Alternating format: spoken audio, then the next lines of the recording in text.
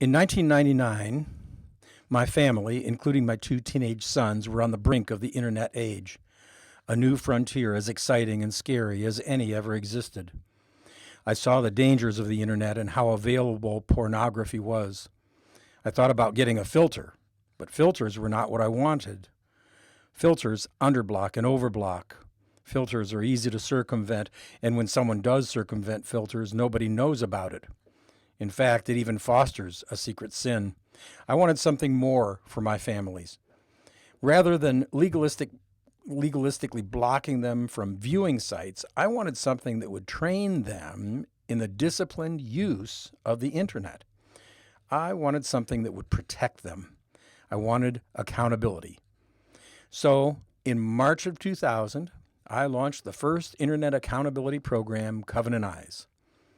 While we do have a great filter for young children and some others, the guts of Covenant Eyes is the accountability report.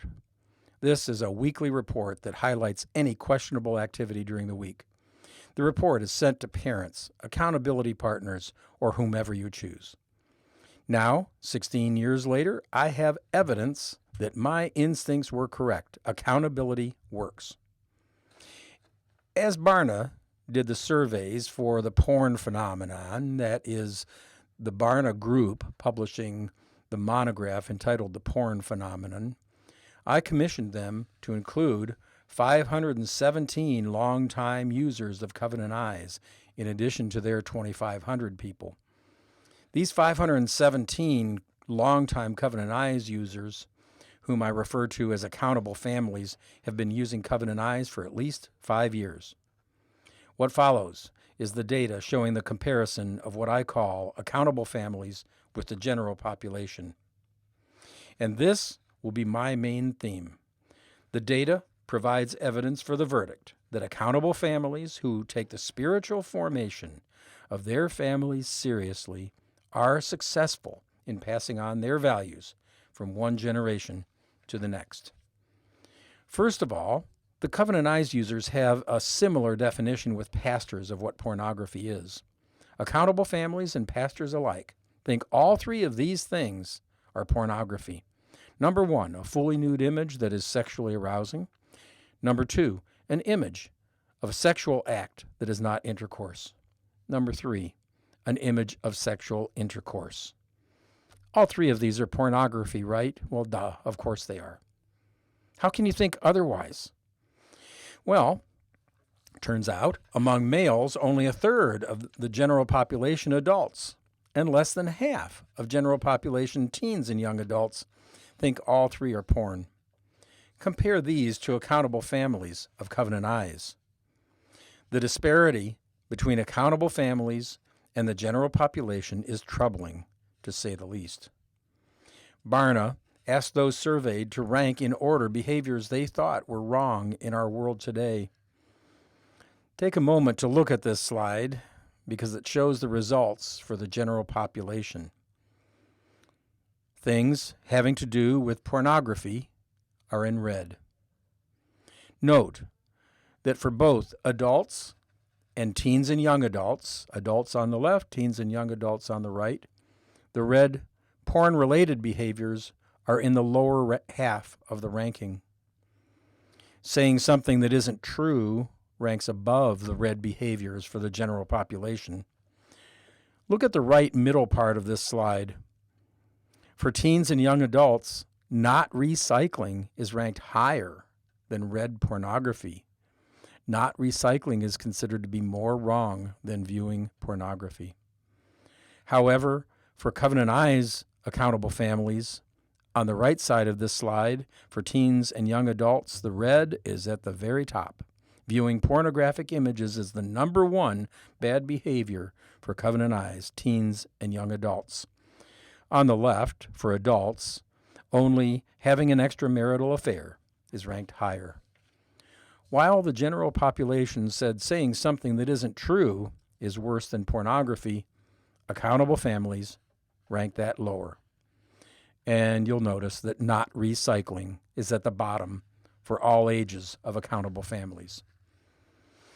I was shocked to learn that for the general population under age 51, Less than half think that pornography is bad for society. Note the vertical 50% line. For ages 51 to 69, second from the bottom, a little over half think it's bad. On the bottom, for those over 70, obviously the ones in the know, 81% think it's bad for society.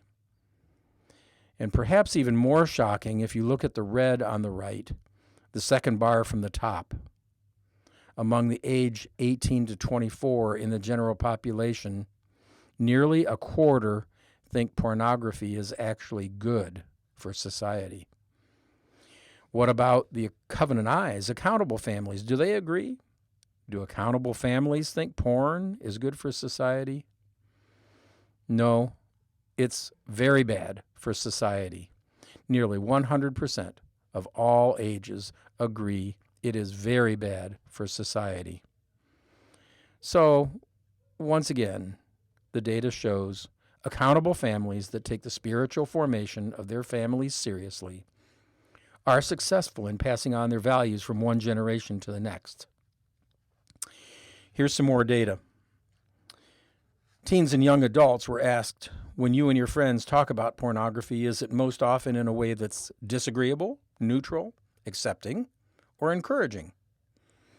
Only 11% of Covenant Eyes accountable teens and young adults said their friends talk about porn in an accepting way, but over 40% of general population teens and young adults said so.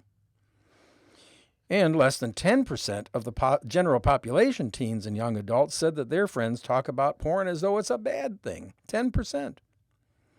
Nearly 3/4 of Covenant Eyes accountable teens and young adults said their friends talk about porn as a bad thing.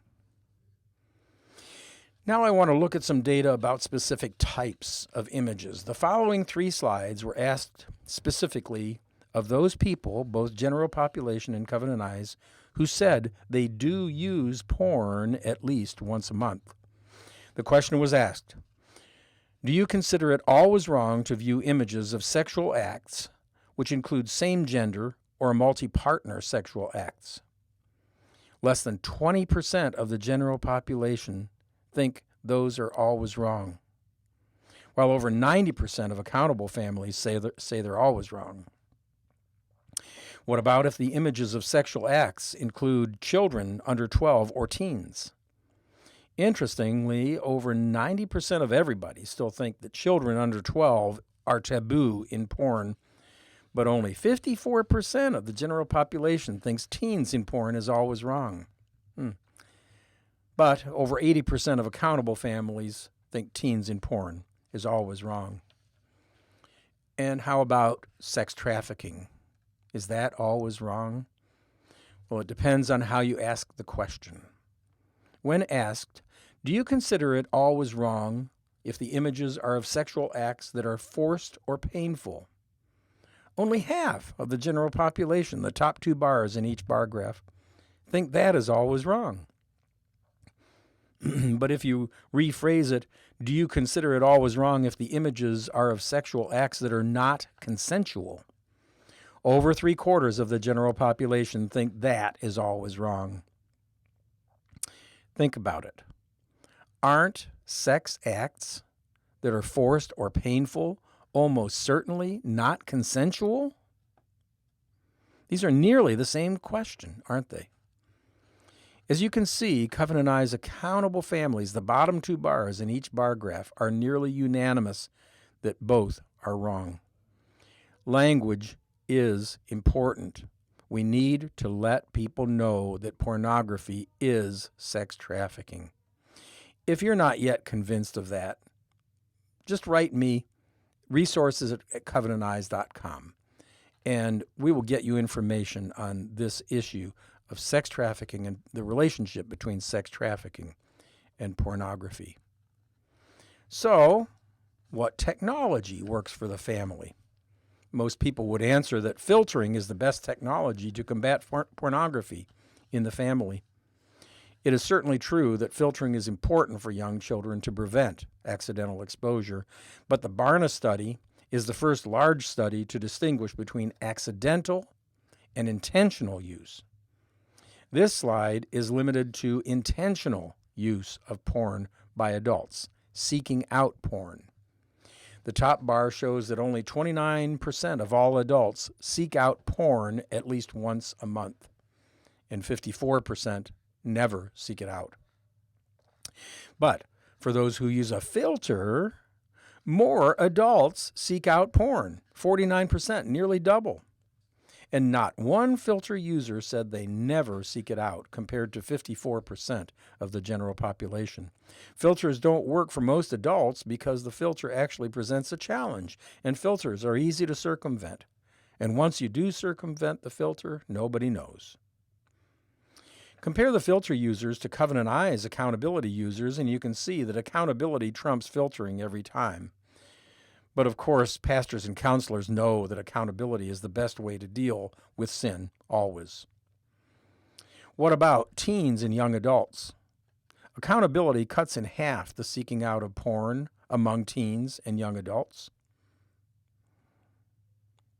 Accountable families also understand that porn is addicting. While only 55% of general population adults think porn is definitely addicting, 94% of accountable families think so. As for sexting, sending a nude image, nearly half, 41% of the general population, teens and young adults, say they have sent a nude image, while only 14% of Covenant Eyes teens and young adults said so. I want to point something out here. Software alone is not the solution. It is still a societal ill that 14% of children in accountable families have sexted. Software is only a tool, only a part of the solution, which is why Covenant Eyes also provides thousands of informative publications on every facet of family safety. And all of those resources from Covenant Eyes are absolutely free. It is our goal to change culture. If you would like any of these resources, please visit the blog at the top of the covenanteyes.com page. Or you can go to covenanteyes.com/ebooks to download some of our great ebooks on just about any topic related to pornography. Nevertheless, accountability is key. It is interesting that almost the same number of Covenant Eyes teens and young adults who sexted, that is the 14% that you see on this slide, say that they have nobody who actually keeps them accountable. 16%, the circle on the right, despite having Covenant Eyes on their phones and computers. It still takes good parenting. Note on the left side that 79% of the general population teens say they have nobody holding them accountable. Among adults, the numbers are worse for the general population, but better for Covenant Eyes adults. Only 13% of general population adults say someone holds them accountable, while 90% of Covenant Eyes adults say so.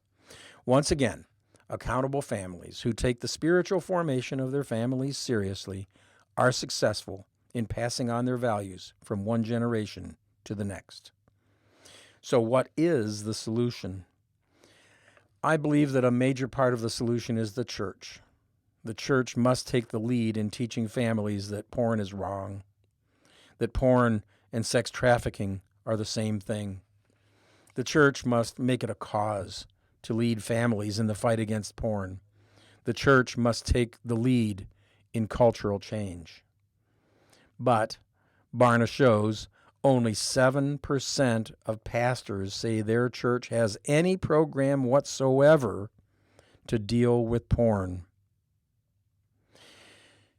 There's an abundance of free resources out there, but only 7% have any program. To get that abundance of free resources, please send a note of your need to resources at covenanteyes.com. And again, please visit the Covenant Eyes blog and covenanteyes.com/ebooks to get free resources. The key ingredient is you. It must start with you and your family and your church. If you need help, I want you to know that Covenant Eyes will do whatever we can to make your job easier.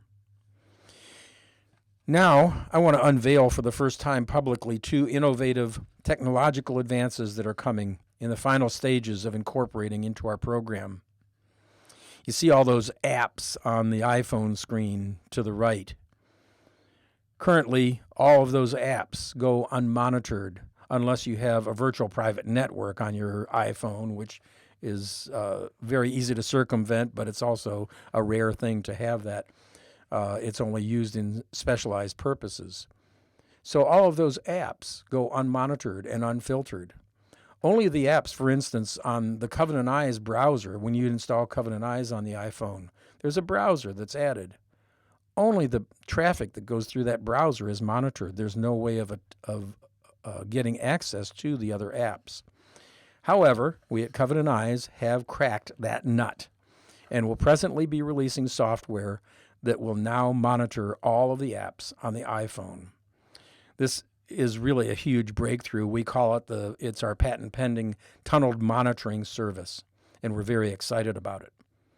But as stunning as that is, wait until you see what we're doing with image recognition through artificial intelligence, including videos and eventually the 3D gadgets like Oculus Rift. Many of our subscribers want online photos and videos accurately rated.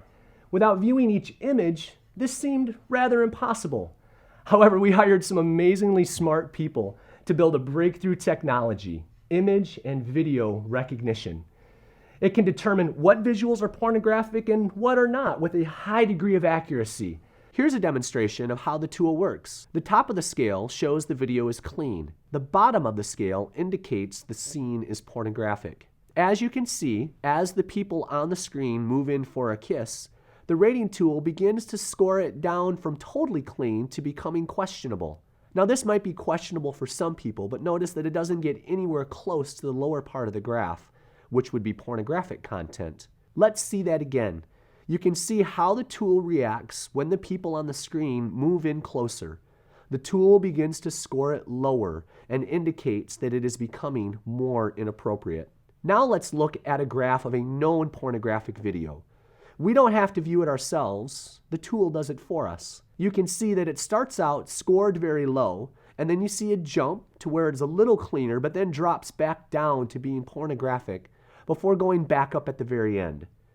This demonstrates how the tool scores what it sees as pornographic during most of the video, which is a very good thing. Here are the video graphs together.